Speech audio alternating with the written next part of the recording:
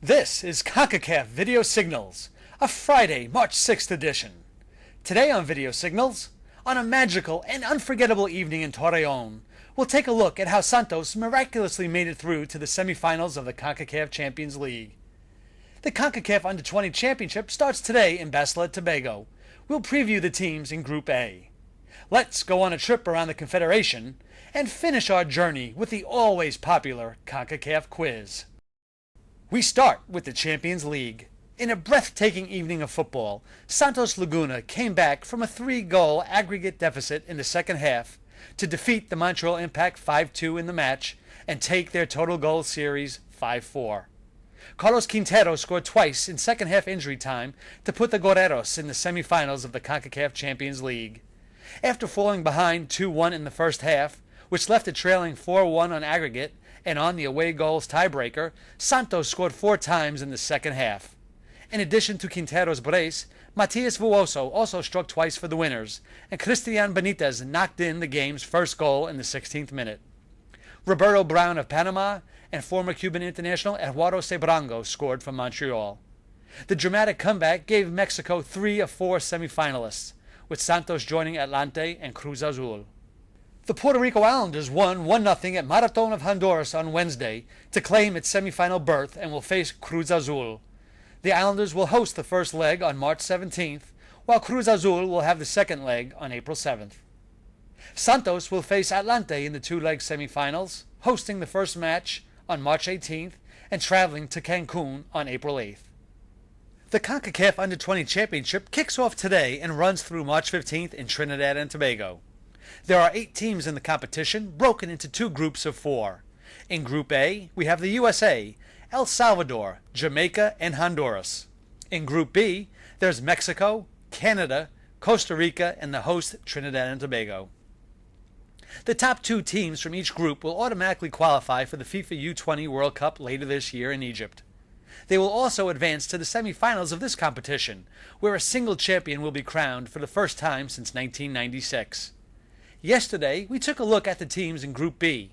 Today, let's examine Group A. Let's start with the USA. The U.S. has qualified for 11 FIFA Under-20 World Cups, but have never won a CONCACAF title. In a recent friendly, the Americans played Canada to a scoreless tie. The U.S. team features 3 players who appeared on their roster for the 2007 U20 World Cup in Canada. The player to watch is Brian Arguez of Hertha Berlin in Germany. Arguez is the team's oldest player and is expected to anchor the midfield.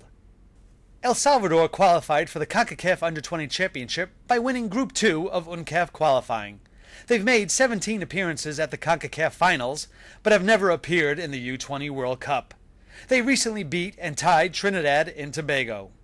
The player to watch is Lester Blanco, a striker with Chalatenango in El Salvador, who has 2 goals in the league this season. The Jamaicans won the Caribbean Championship to advance to Trinidad, going 7-1-0 in 8 qualifying matches, scoring 23 goals while allowing only 3. Jamaica were the second Caribbean country to qualify for the U20 World Cup in 2001. In recent friendlies, the young Reggae Boys posted impressive wins over Canada and Mexico. The player to watch is Dever Orgill, a high-scoring forward who plays with the Vancouver Whitecaps in Canada. Honduras qualified for the CONCACAF Finals by beating St. Vincent and the Grenadines in a 1-game playoff earlier this week. The Central Americans went 4-0-1 in qualifying, scoring 18 goals and conceding 6. They have qualified for the U20 World Cup on 3 occasions and have won and lost friendlies against Trinidad recently. The player to watch is Roger Rojas, an outstanding scorer who had 7 goals in qualifying. Group A kicks off the championship today when Honduras meets El Salvador and Jamaica faces the U.S. Group B starts tomorrow with a doubleheader in Mocoya, when Mexico squares off against Costa Rica and Trinidad and Tobago meets Canada. Please watch Video Signals for all the news from Trinidad and Tobago. Now let's take a trip around the Confederation. Yesterday, Costa Rica's U17 side lost 1-0 to Colombia in a friendly at Chincha, Peru. The Costa Ricans have a tie and 2 losses in 3 games in South America. And that completes our brief trip around CONCACAF. Now it is time for today's CONCACAF quiz. Yesterday, we asked if you could name the last team from the Caribbean to win the Concacaf Champions Cup. Our thanks to everyone who responded via email. The answer is Defense Force of Trinidad and Tobago in 1985. Last night, Carlos Darwin Quintero was the star of the show in Santos Laguna's dramatic come-from-behind Champions League win over the Montreal Impact.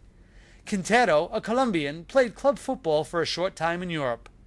For today's question, can you name the country that he played in? If you think you know the answer, please send an email to VideoSignals@concacaf.org before 12 p.m. New York time on Monday. Those who answer the question correctly will have their names placed into a weekly contest, where the winner will receive a Concacaf prize.